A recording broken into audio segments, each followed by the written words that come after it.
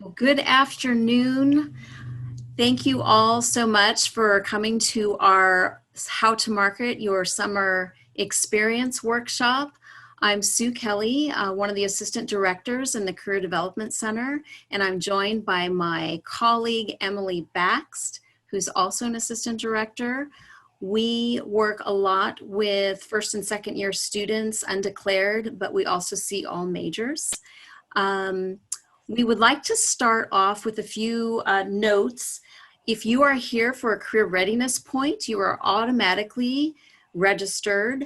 All you have to do is stay for the whole workshop to get your point. Also, we will be recording this workshop, just to let you know.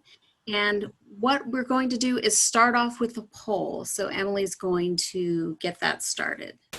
Yes, we have just a couple polls because we wanted to see who's here and what you would like to learn from this workshop. So my first question you should be able to see right now. Just curious what type of summer experiences you had or you're having right now.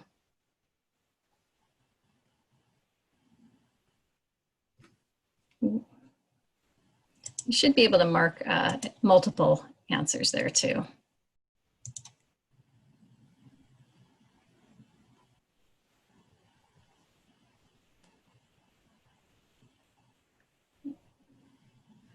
All right, it looks like quite a few across the board, actually. It looks like a lot of you doing a part-time job or a remote internship, some job shadow and externship, micro internship, research. We got it all. A lot of people doing classes or certification too. All right, thank you. That's really helpful for us. Let me share the results. I hope you can all see that there. But it does look like part-time job is the winner there. All right. Then next, I have one other question for you.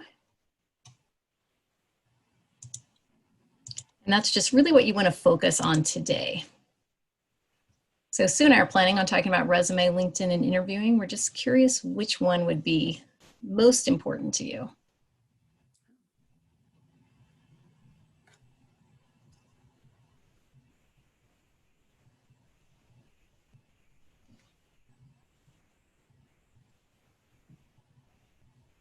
Okay, we've got most of you voted. I'll give another moment here.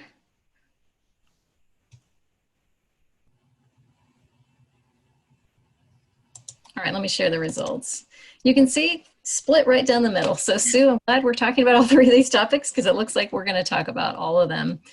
All right, thanks so much for participating. That helps us see what to focus on today as we move forward. Great. Okay.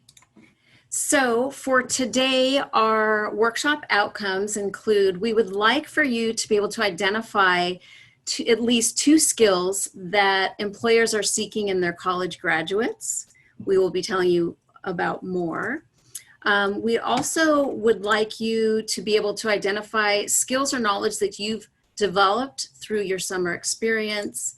And then finally, we want you to learn how to best communicate these experiences and skills in your interviewing, on your resume, and in your LinkedIn profile. So actually, let me back up for a second. What I'd like to do is ask you, what skills do you think are top skills employers are looking for on recent college graduate resumes? So feel free to speak. You can unmute yourself or just type skills in the chat. Top skills you think employers are looking for.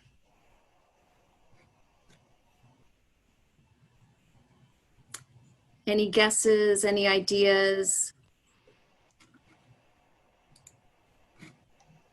All right, we've got one in the chat, a couple in the chat. Analytical skills and communication, communication skills, leadership and communication. Awesome. Teamwork. I'd say a quick learner, because a lot of the time you don't have the exact experience they're looking for. So if you can adjust in the first couple of weeks. Yeah, that's actually a great skill to have. And especially if you don't, like you said, have the experience, if in your interviewing, if you can stress that point that you're a fast learner, I think that will put employers at ease. All Now, great comments. yep, written and oral communication again in the chat. I think that's a popular one. Yep. And those are certainly in the top 10. So the top 10, the order switches around a little bit from year to year, but the skills are very similar. So this is from the 2020 survey from the National Association of Colleges and Employers. So you can see problem solving, ability to work as part of a team, work ethic, analytical, somebody guessed that, communication skills, they do break it down. Written is 5, leadership, communication, verbal communication skills, initiative, detail-oriented, and technical skills are all mentioned. So what I'd like for you to do is just jot down a few of these skills that you actually have. And this is an important reminder of things that you should be mentioning in your job search materials. A few others that aren't mentioned, but that made the top 20 that I'd like to also let you know about: flexibility, which is really important right now during this time of uncertainty, adaptability, interpersonal skills, computer skills, organizational, strategic planning, outgoing personality, friendly, entrepreneurial skills, tactfulness, creativity, and fluence in a foreign language. Those are 11 through 20.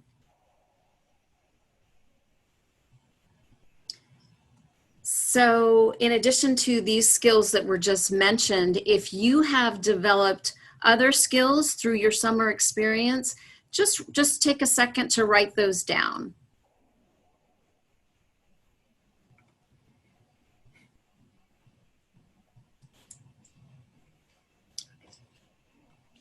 Great. Thank you, Sue. So some of the pieces that we've talked about this summer, people's summers look different this year than we anticipated and that they have in past summers, but some of the types of things we've seen, of course, remote internships. Some people have participated in micro internships through Parker Dewey or other project sites. I've worked with a lot of students doing more job shadows or leadership training opportunities, externships, several students working on research that I've talked to this summer, part-time jobs, also lots of classes, webinars, certifications to develop a skill, or different types of volunteer work, either remote or in person. And over we've heard, like, how am I going to put this on my resume? It doesn't look like a typical internship. And so that's really what we want to address today, both traditional internship type experiences for summer and all these other pieces we've been doing this year. So Parker Dewey has been a great addition. For those of you who have used it, you know what it is and how helpful it can be. For the rest of you, Parker Dewey is it's a partnership we formed with this company, and they provide micro internships. And what it is paid project work. So you can just log in and look at the different projects and drop your resume at them and get to do some short-term, good experiential work. Some of the feedback they give for after you complete a project is really take notes of what you did, because it's easy to forget after some distance there. But they call it outlining your accomplishments. Write down what you worked on, what skills you used, the outcomes, and what competencies you gained, both direct and indirect. And that's a great suggestion for any experience that you do. Take notes on it, even if you don't take time in that moment to write it up into formal resume language. But being able to add these experiences to your resume and LinkedIn, that's really valuable. You learn skills even in short-term projects that can help transfer and help make you more marketable for future opportunities. And also really just think about what you learned and how you can stay in touch with those people. I've encouraged my students who are using Parker Dewey or get projects through there, link in with the people you work with, stay in touch with them. These are people who can speak to the quality of your work, even if it was just one project. We wanted to show you how some students are starting to list these experiences on their resume. And we have a resume in a Word format that we will email out to you at the end of the presentation along with these slides. But just taking a piece, so let's say you did some type of externship or some type of leadership training, a job shadow. On your resume, you might have this under a leadership category, or you could just put it under experience on your resume, list the company, give yourself the title. One of our students recently completed this program with AT&T, and thank you to the student for letting us use your content. So she just basically turned it into a resume statement of what she learned, what types of topics they covered, and the events that she attended. And you can put that it was remote. Notice we put that on the right-hand side along with the month. Also, if you took courses, it might be something you could list under a skills section on your resume. So if you took something in Google Analytics, on Coursera, if you are certified in any type of computer program, also put that under skills, language skills, if you know, social media platforms, anything that seems relevant to the positions that you're applying for could go in your skills section. Another example we wanted to show you, because it's such an unusual summer for some, and if internships were canceled, some students are putting projects, job shadows, info interviews on their resume. And here's another way to show your Parker Dewey experience. Under the experience section, or it could go under projects and initiatives, could be another sample title. This student showed what informational interviews she did, conducted meetings with executives at Google, Adobe, and Deloitte. Another idea, if you attended information sessions or networking events, some students are putting those on the resume. So just listing the company who hosted it, the name of the workshop or the training, and that's something that could fill up your resume. Now, this doesn't have to be permanent. This is just because if you're looking for things to include until you can get more work experience, or if this really seems relevant to what you're applying for, then you can certainly include that. I think Sue just brought up a great point too, which is your resume and your LinkedIn profile, they're living documents. So you can change and update them all the time. Being able to list some of these summer experiences to show how you took initiative and did something productive with your summer, even if you weren't able to get an internship or your internship was canceled. That's a great thing to show in these materials. And it doesn't have to be on there forever. It might just be for now as you bridge to your next experience. So I cut and pasted just out of LinkedIn a few different ways that you might be able to show coursework, because that's another thing a lot of students I've talked to this summer have been completing, and also alums who've been laid off. So LinkedIn has a section called licenses and certifications. So certain classes you're taking, if they are more like a certification, if you're completing something longer term, you can include that here, and you can see some samples of how these look. And LinkedIn just, like everything else in LinkedIn, there's boxes you fill in, and it'll you can put in the organization name and the class title. And if there's a logo associated with that organization, it'll pull it right away. Another area is down here in the accomplishments section. So LinkedIn does have an accomplishments section with multiple choices underneath it. One is courses, and you can see how this person has listed the title of the course they did, where it was that they took the course, and then the date that they completed it. And so they have 2 courses that they did this summer that are relevant to their experience.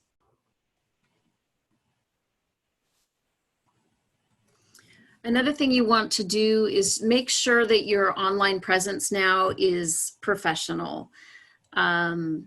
For resumes, just a few reminders. It's very important to have keywords that define your skills listed on your resume, especially now that a lot of resumes are being scanned by an applicant tracking system before it's going to be read by a human eye. So the way to get those matches is to make sure you have those keywords from the job description. If you meet those skills, make sure it's targeted in your resume and cover letter. We do have a great recommendation, a few sites that can help you see how targeted your resume is to a particular position.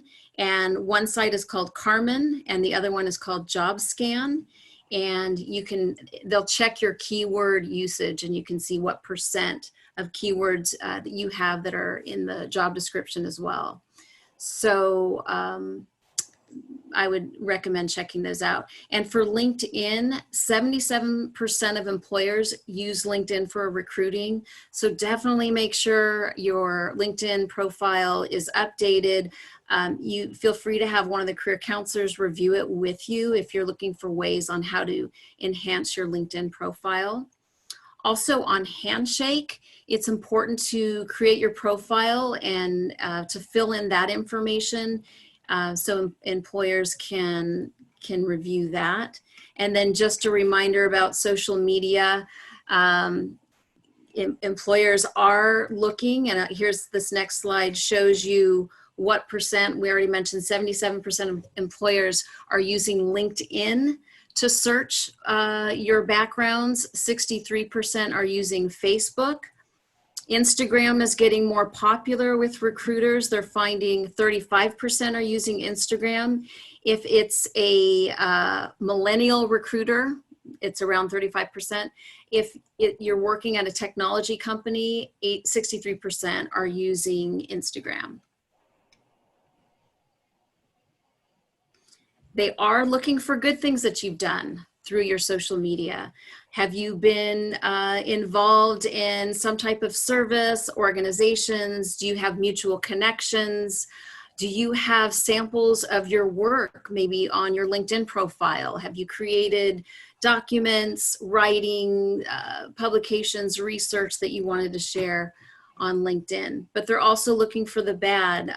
If there's rants about politics, if there's spelling errors, pictures of you partying, things like that, think twice about having those things on your social media. Great. All right. Thanks, Sue. So interview preparation, I know a lot of you were interested in talking about interview. I'm going to talk just a little more generally about interview, and then we can talk about some specifics with the type of summer experiences you've had. When you're preparing for any type of interview, it's really important to review your own resume and cover letter that you submitted to remember what information you shared with that organization and the job description. So this leads me even back further. When you apply for jobs or internships, as soon as you apply, download or save a copy of that job description, because so often I have students tell me they saved the link to the job, and then when they go to click on it for the interview, that job posting has been taken down. So they have an interview for a job and they don't really remember what exactly the job entailed. So be sure to save those job descriptions or print them out when you're applying. So reviewing that information is very helpful, as well as continuing to research the company and the position as much as possible. So I recommend looking on Glassdoor, which is sort of like Yelp for work, being able to research the company there, read reviews. You can even find sometimes the types of interview questions that the company has asked in the past. Once you've prepared that, you know why you want to work for this company, or you have information about the company, and you also feel comfortable about what you have to offer and knowing yourself, then you want to practice interview questions out loud. So you can practice with your roommate or with friends, family. You can certainly schedule a mock interview with one of the career counselors and we'll work with you. We also have software called Interview Stream. So if you look at Interview Stream on our website, and again, we'll give you these slides so you have a link, it's a really excellent way to record yourself answering interview questions that you can play back and review later. If you end up, particularly with an invitation for an asynchronous interview, which I see more and more often the past 2 years, where you're sent a link and you're asked to record the answers whenever is convenient for you and send it back, say within 48 hours, Interview Stream's a great way to practice talking to the camera instead of talking to a person and reviewing your information there. The STAR approach, I just want to touch on briefly. Again, we will send out more resources and we can talk about this more in depth, but the STAR approach is a way to answer behavioral interview questions. And behavioral interviews are those interviews where they ask you to tell about a specific situation. So tell me about a time when your leadership was challenged, for example. You want to be able to make sure that you hit all 3 points in your answer. One is describing the situation or the task. That's the ST of the star. So it's describing what happened or what was happening, what was required. Then talking about the actions you took. This is usually where people will spend time. People know to talk about that part, like what did I do about it? But a really key part is the result. And that's a part that a lot of people leave off, and it helps you close the story with strength and also helps you end it if you're one of these people who maybe tends to ramble in a question. Being able to talk about the result of what you did in that situation. Those are really the 3 components that you want to answer in those behavioral questions, and it's a great way to practice to think about that framework. One of the links we're going to be sharing with you is our Torero guide, which has samples of resumes, cover letters, interview tips. And in that interview tips section of the Torero Career Guide, we have sample star approach, a way to answer that question. So that might be helpful to you. So before we move on to learning objectives, we'd like to open it up to questions.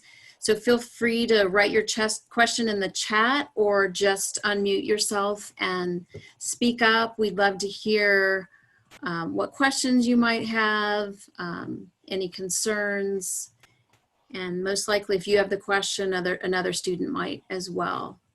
I have a question regarding resumes. Yes. So is it true that they would rather, like employers would rather see a resume just with 1 page, not 2 pages?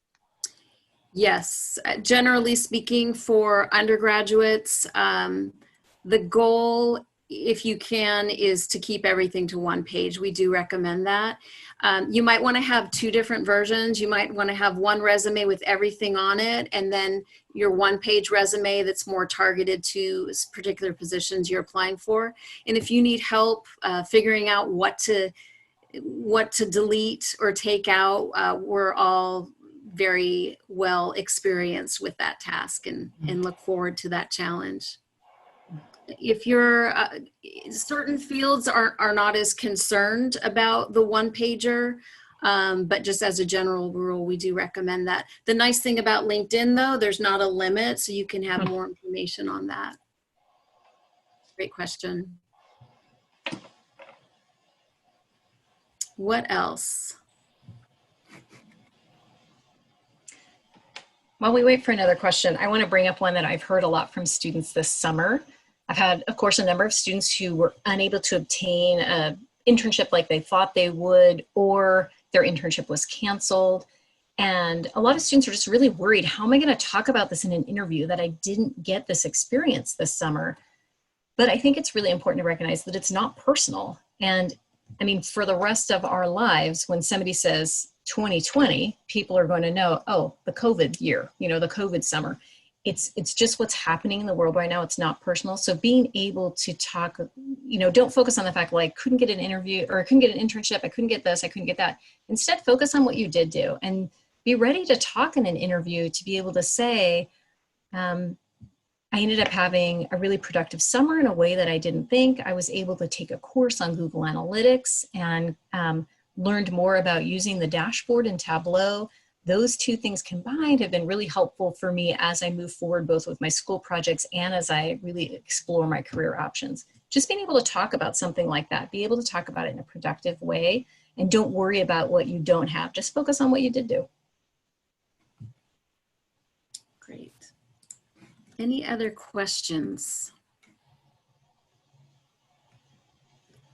Okay, so what we'd like you to do now is start to think about what's one thing, you can mention more if you want, but what's one thing you learned so far in this session? An example could be the skills employers seek are problem solving and written communication skills, or skills that I developed this summer are, or write out one career action item that you want to do before the end of the summer, before the semester starts. Some examples, it doesn't have to be any of these, but could be I want to update my resume or my LinkedIn profile, practice interviewing on Interview Stream or do a mock interview with a career counselor, stay in touch with people I met through my summer internship or through my summer experience, or make sure that your social media looks professional, or some ideas. So what we'd like to have you do is type out one takeaway or one career action, or you could do both if you'd like. Put it in the chat just so we can see what you've learned. So take a few minutes to do that.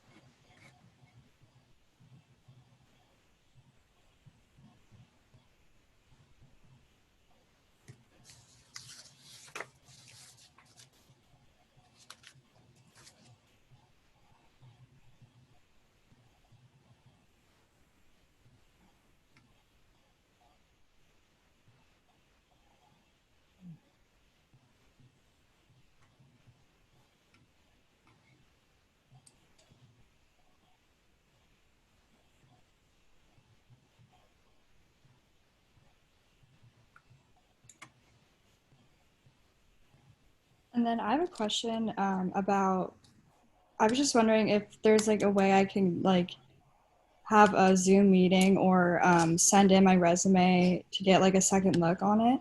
Is that possible? Yes, yes, yes. Please do. Do you have a major yet? Yeah, communications and then psych minor. Okay, great. So all you have to do is get on Handshake. Have you activated your Handshake account before? Okay.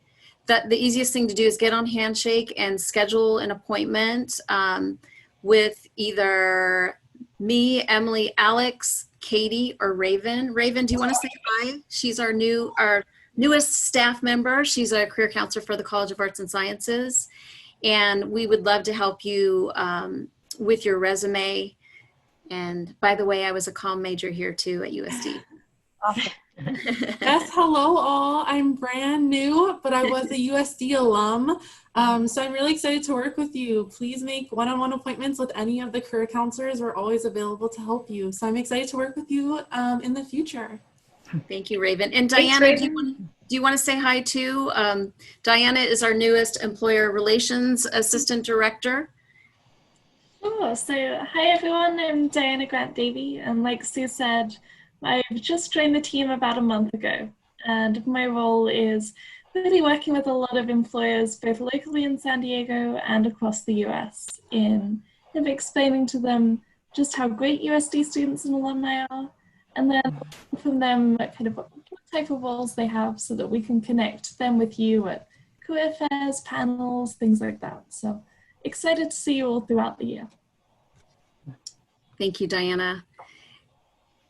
It's great to see all the things that you have learned. One thing I do want to mention, one person wrote that you can, write your summer experiences on your resume. And even if you did a part-time job or a job that does not seem to be related to your career choice, still put that on your resume, because you can pull relevant skills from those experiences. You may have gotten customer service or technical skills, so it doesn't have to be related to what you end up doing after graduation. It still can be important to list. Any other pieces to mention? Just that we're excited to have you all join us today, and really excited that school's getting ready to start. Just know the Career Center, we're open, and we are doing Zoom appointments, and our fall schedule should be up soon. We're excited to be doing remote or virtual treks and all the other events that you're used to. We're doing online career fairs this year. Just keep an eye out for our newsletters. They'll be starting back up every Wednesday, and also come to our website to see what's going on. Great. Thank you. And our contact information will be on the slides. So if you think of something after, feel free to reach out to us. Yep. And I'll be sending that out shortly. All right. Thank you, everyone.